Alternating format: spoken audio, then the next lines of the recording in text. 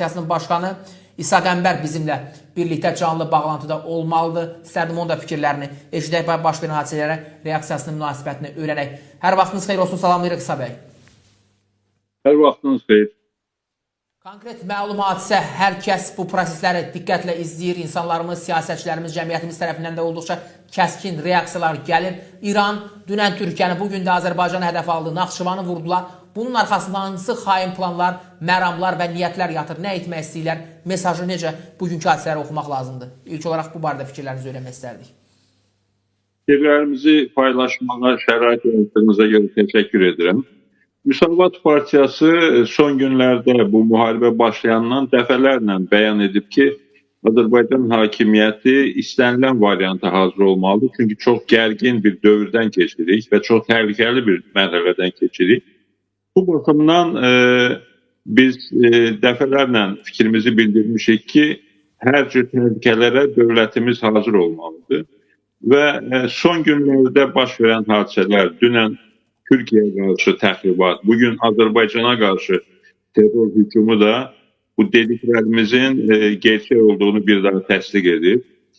Bu hadisənin iki ən azı səbəbini mən görürəm. Birincisi İran rejimi, İran klerikal rejimi müharibəni İran sərhədlərindən çıxardaraq, kənara yayaraq, bütün yaxın şərqi qana bulayaraq öz müdafiəsini təşkil etmək istəyir. Onlar belə bir yanlış düşüncədədirlər ki, müharibə hər tərəfə yayılsa, o halda Amerika və İsrail öz planlarından geri çəkiləcəklər. Ona görə də hər yerə atəş açırlar, hücum edirlər və təəssüf ki, bu dəfə də Azərbaycana qarşı bu addıma yol verir. İkinci səbəb isə İranın Azərbaycana münasibəti ilə bağlıdır. İran rejimi Azərbaycan müstəqilliyini bərpa edən gündən Azərbaycana qarşı mövqe tutubdur. Bu 10 illər ərzində bu Azərbaycana qarşı mövqeni müxtəlif şəkillərdə nümayiş etdiriblər. Və son hadisə də Naxçıvana atılan atəş də İran hakim rejiminin, klerikal rejiminin Azərbaycana münasibətinin göstəricisidir. Bunların məqsədi Azərbaycan xalqını qorxutmaq, çəkindirmək və həyatın hər şeyə tabi olan bir ölkəyə, dövlətə çevirmək cəhətidir. Təbii ki, bu mümkün olan bir şey deyil. İstər Azərbaycan Respublikasının potensialı və iradəsi baxımından bu mümkün olan bir şey deyil. İstərsə də İranda yaşayan 10 milyonlarla soydaşımızın mövqeyi baxımından bu mümkün olan bir şey deyil. Bunun ən qəti şəkildə cavabı verilməlidir və veriləcək. Bəli. Bu proseslərin davamında nə gözləyirik? Siyasi, hərbi baxımdan Azərbaycan atacaq addımlar nə ola bilər? Yəni, dövlət başçısı Prezident Əliyev də bu məqamlara toxundu. Olduqca sərt fikirlər səsləndirildi İran haqqında, İran etdikləri və bu ilk belə bir hadisə deyil. Səfirliyimizə də hücum olmuşdu, bu da xatırlanıldı. Ondan sonraki proseslər də var, daim bizi hədəliyiblər və ən önəmlisi digər tərəfdən hadisələr gələn reaksiyalardır. Təqzib etdilər, biz etməmişdik dedilər. Amma ki, bununla hər şeyi bitirmək olmaz. Sepahın da paylaşımları var ki, sanki bir böyük bir sevinç ilə bu hadisəni qeyd etməyə çalışırlar. Yəni, bir tərəfdən sevinirlər, bir yandan təcdib edirlər. Yəni, həm də Azərbaycana yönəlik bu fəaliyyəti etmək. Burada hansı məntiq dayanır? Və bundan sonraki mərhələlərə təcrübəli siyasətçi olaraq sizin fikirlərinizi öyrənmək istəyirəm İsa bəy. Yanaşmamız dövlət, xalq, millət, toplum olaraq necə olmalıdır? Həm Güney Azərbaycan daxilində, həm də burada. Yəni, nəzər almaq lazımdır ki, Azərbaycan üçün yaranan təhlükə yalnız bu dron hücumu ilə yekunlaşan bir təhlükə deyil.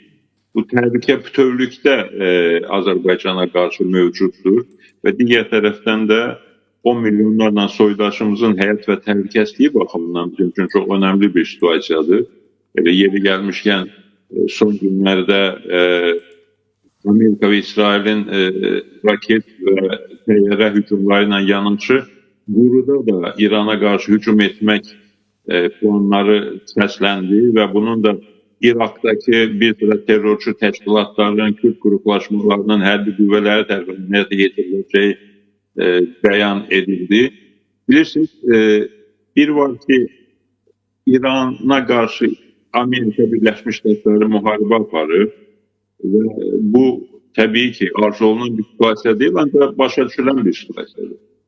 Amma Kürt hərbi birləşmələri bura hücum edəcəklərsə və bu hücum da əsasən Azərbaycan və Türkiyənin sərhəd regionlara aiddirsə, soydaşlarımızın yaşadığı regionlara aiddirsə, burada uzun müddətli təhlükə yaratmaqdan söhbət gedir. Regionun etnik tərkibini dəyişməkdən söhbət gedir. Soydaşlarımıza qarşı çox ciddi təhlükələrdən söhbət gedir. Ona görə də Azərbaycan bütün variantları hazır olmalıdır və dövlət başçısının bugünkü çıxışı kifayət qədər sərt və vəziyyətə adekvat bir çıxışıdır və bu hərəkətlərlə, addımlarla da davam etdirilməlidir. Həm Azərbaycan öz Respublikamızın toxunulmazlığına, ərazi bütövlüyünü, vətəndaşlarımızın təhlükəsini təmin etmək üçün bütün variantlara hazır olmalıyıq. Həm soydaşlarımızın hüquqlarını, təhlükəsini qorumaq üçün gereken addımlar atmaya hazır olmalıyız. Və düşünürəm ki, bunu Türkiyə ilə birlikdə etmək ən düzgünüdür. Hesab edildiği Müsavat Partisi olarak biz hesab edirik ki Azerbaycan hakimiyeti ile Türkiye'nin bu vəziyyətdə mövqeyi eyni olmalıdır ve hareketleri, adımları senkron olmalıdır, paralel olmalıdır. Görüləsi çox işler var. Mesela mümkünən təkliflərimizdən birini növbətdə və səsləndirdim ki, biz Azerbaycan'da, Bakıda büyük bir konferans geçirmeliyiz. Bu konferansı hakimiyyət təşkil etməlidir. Hakimiyyətə yaxın qüvvələr təşkil etməlidir ki, rəsmi tədbir olmasa da onun əhatə dairəsi böyük olsun. Avropadakı və Amerika Birləşmiş Ştatlarındakı cənublu soydaşlarımızın liderlərini, tanınmış şəxslərini dəvət etmək lazımdır. Onlara şərait yaratmaq lazımdır ki, burada öz mövqelərini ümumiləşdirməyə çalışsınlar. Güney Azərbaycan əhalisinin, cəmiyyətinin mövqeyi, platforması ümumiləşsin. Onlara şərait yaratmaq lazım ki, burada bu məsləhətləşmələr apara bilsinlər. Həm öz aralarında, həm Azərbaycan cəmiyyəti ilə, Azərbaycan dövləti ilə mövqelərini ümumiləşdirsinlər ki, sonraki situasiyalara Azərbaycan dövləti, Azərbaycan xalqı hazır olsun. Çünki bu müharibə ki, başlayıb son günlərdə, bu hələ uzun müddət davam edəcək. Hətta bitsə belə, bunun bitməsi ilə proseslər bitməyəcək. Çünki nə qədər ki İranda bu klerikal rejim mevcuddur, bu rejim Azərbaycan üçün bütövlükdə, Azərbaycan xalqı üçün güneyli, kuzeyli bir təhdiddir, bir təhlükədir.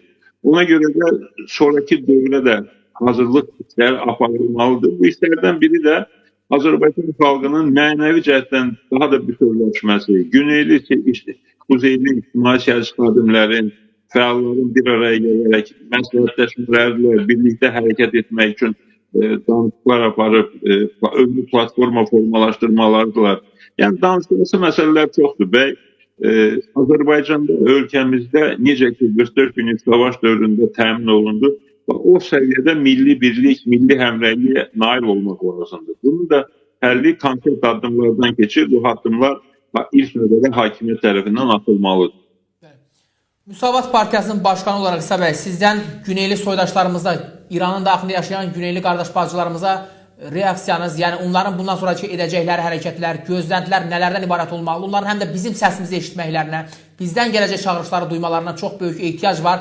Özəlliklə də həm də indiki kritik və olduqca həssas bir dönəmdə Azərbaycanın da üzərinə bu cür hücumlar var, Türkiyənin də içərisində var. Güneyli soydaşlarımızın da başına gətirilənlər məlumdur. Onlar nə etməlidirlər belə durumda?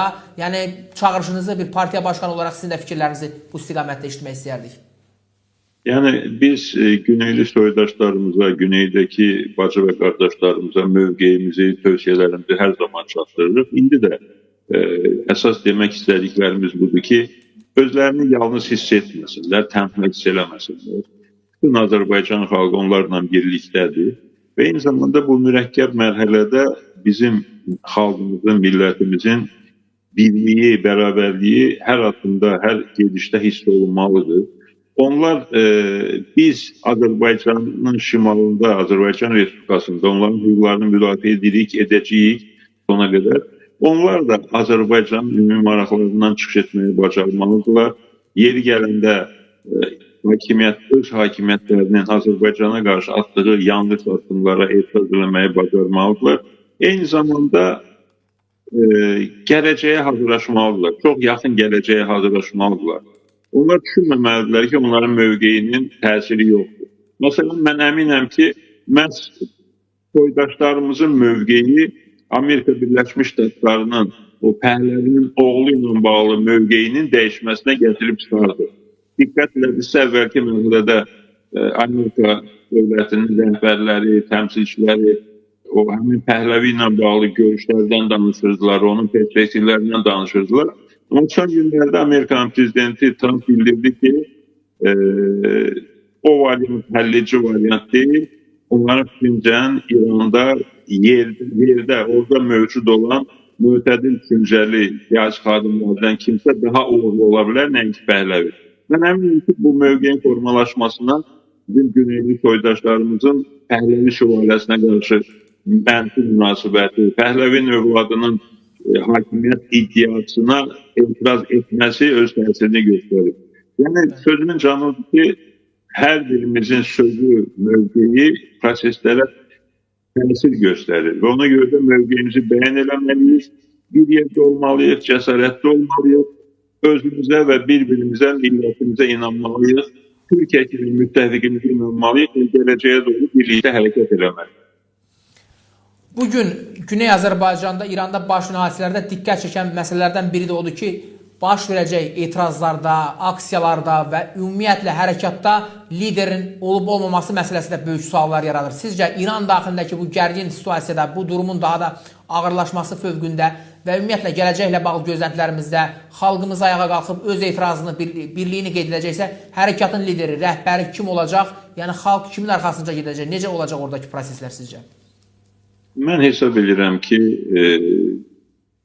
Azərbaycan xalqının kifayət qədər tanınmış ictimai xadimləri var. Güneydə də, quzeydə də var. Güneyli qardaşlarımızın, bacılarımızın da İranda da fəaliyyət göstərən tanınan simaları var. Abbas Lisani kimi önəmli simaları var.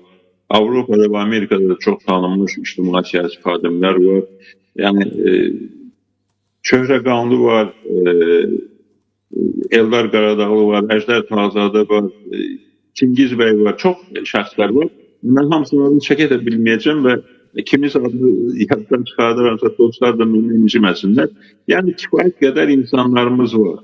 Yəni vahid lider olmama, hər kəs orada iştirak etməlidir. Güneyin liderləri elə bir liderlik funksiyasını daşımalıdır, belə başa düşürəm. Proses olmalıdır. Bütün vətəndaşlarımızın, tanınmış insanların müzakirələrdə iştirakının şərait yaradılmalıdır. Onlar birgə platforma hazırlayıb o platformanı hər kəsin qabağına qoymalıdırlar.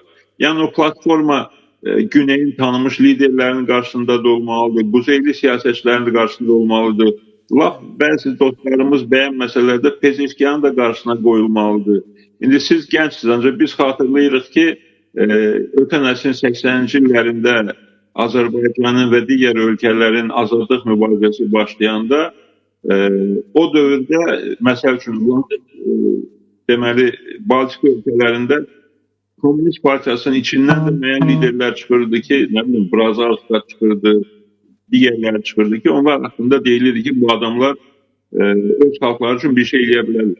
Və indi Pezeşkiyan aydın məsələdir ki, Molla rejiminin ortaya çıxardığı bir nümayəndədir. Ancaq onun qarşısında da Azərbaycan xalqının mövqeyi, platforması qoyulmalıdır. Ona da təklif olmalıdır ki, bu platformaya uyulmasın.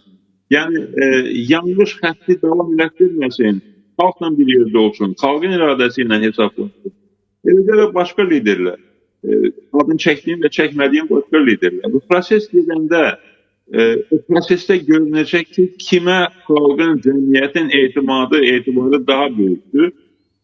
Və bu ağır dövrü keçəndən sonra hansısa mərhələdə artıq gerçək seçki dönəmi başlayacaq. O gerçək seçki dönəmində də bütün siyasətçilərin özlərini təqdim eləmə imkanı olacaq. Xalqın da, vətəndaşların da, seçkilərin də seçilmə imkanı olacaq. Biz bu fikrimizi də dəfələrlə bildirmişik ki, İran bir demokratiya imtihanından, sınavından keçməlidir. Keçə bilərsə lap yaxşı, keçə bilməyəcəksə İranın parçalanması labüddür. İran parçalanacaqsa da dünya Azərbaycanın İranın ən böyük bir qüvvəsi kimi ortaya çıxacağı və öz iradəsini ortaya qoyacağı şəksiz şübhəsiz. Bunu hər kəs bilməlidir, hər kəs nəzərə almalıdır. Bu arada İsa bəy, sizlə danışmışkən müzakirəmiz əsasında son dəqiqə məlumatlarından biri də var. Paşinyan da Təhlükəsizlik Şurasının iclasını keçirib. Yəni belə bir dönəmdə Paşinyan da belə bir addım atması və ümumiyyətlə Azərbaycan Prezidenti Təhlükəsizlik Şurasının iclasını keçirəndə İranla bağlı sərt mesajlarını olduqca kəskin şəkildə bəyan etdi və baş verən hadisələrə uyğun olaraq reaksiyalar ortaya qoyuldu və indi də Paşinyanın Təhlükəsizlik Şurası çağırıb iclas keçirməsi ilə bağlı məlumatlar var. Zamanında İranla çox yaxşı münasibətlər olan Ermənistanı görürdük. Bugünkü vəziyyəti necə şərh etmək olar? Ermənistanın ümumiyyətlə baş verən hadisələrə, gərgin gedişata, İran ətrafında, daxilində yaşananlar, Azərbaycana qarşı münasibətinə mövqeyi necə ola bilər? Paşinyan və Ermənistan iqtidarı bu hadisələrdə hansı rol ola bilər? Necə təmsil olunacaq sizcə? Paşinyan son illərdə, xüsusən 2023-cü ildə o bir günlük terror əməliyyatımız böyük uğurla bitdikdən sonra, Xankəndi başda olmaqla bütün ərazilərin işğaldan azad olunandan sonra Paşinyan kifayət qədər adekvat siyasət aparır, gerçəkləri başa düşməyə başlayıbdı və Paşinyan əslində qalsa başa düşür, sadəcə olaraq onun gücü çatacaqsa erməni cəmiyyətini, erməni xalqını inandırmalıdır ki, Ermənistanın gələcəyi Rusiya və İranla bağlı deyil. Ermənistanın gələcəyi Azərbaycan və Türkiyə ilə normal münasibətlər qurmaqdır. Eyni zamanda Gürcüstanla, yəni bu Türkiyə, Azərbaycan və Gürcüstan üçbucağında Ermənistan da öz mövqeyini ortaya qoyub bu normal münasibətlər istəyən ölkələr arasında öz maraqlarına uyğun siyasət apara bilər. Ermənistanın xilas yolu budur. Başqa variantda udacaqlar. Yəni uzun yüzillər və son 30-40 ildə də Ermənistan müxtəlif qüvvələr tərəfindən, o cümlədən Rusiya və İran tərəfindən Türk zolağını parçalayan bir məkan kimi qiymətləndirilir. Ermənistana Türkiyə ilə Azərbaycanı bir-birindən ayıran bir ərazi kimi baxılır. Və indi Paşinyanın bir sıra ağlabatan yanaşmaları göstərir ki, o bu siyasət davam etdirsə, Ermənistan Türkiyə və Azərbaycanı bir-birindən ayıran bir ərazi kimi deyil, Türkiyə və Azərbaycanı birləşdirən, bütövləşdirən bir ərazi kimi mövcud ola bilər. Ermənistanın xilası, Ermənistan xalqının normal inkişaf imkanları məhz bu cür normal qərardan, mənim dediyim bu qərardan asılı olacaq. Yaşayarıq, görərik. Çox sağ olun, təşəkkür edirik İsa bəy, canlı bağlantımızda olduğunuz üçün. Siz də sağ olun, dəvətə görə. Dəyərli izləyicilərimiz, canlı bağlantımızda qonağımız Müsavat Partiyasının Başqanı İsa Qəmbər də öz fikirlərini bölüşdü ki, gedişat bizim üçün daha nələri gətirib çıxara bilər, hansı proseslərə və olaylara biz hazırlıqlı olmalıyıq. Bu istiqamətdə də təbii ki, siyasətçilərdən, tanınmış şəxslərdən də münasibətlər eşidilməkdir.